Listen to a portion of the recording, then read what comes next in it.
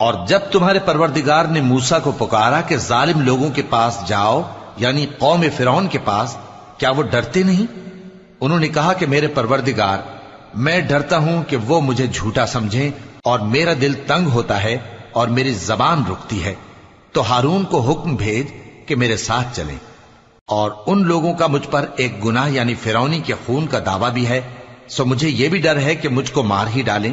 فرمایا ہرگز نہیں، پس تم دونوں ہماری نشانیاں لے کر جاؤ، ہم تمہارے ساتھ سننے والے ہیں۔ سو دونوں فرعون کے پاس جاؤ اور کہو کہ ہم تمام جہانوں کے مالک کے بھیجے ہوئے ہیں، اور اس لیے آئے ہیں کہ آپ بنی اسرائیل کو ہمارے ساتھ جانے کی اجازت دیں۔ فرعون نے موسیٰ سے کہا، کیا ہم نے تم کو جبکہ تم بچے تھے پرورش نہیں کیا تھا، اور تم نے برسوں ہمارے ہاں عمر بسر نہیں کی؟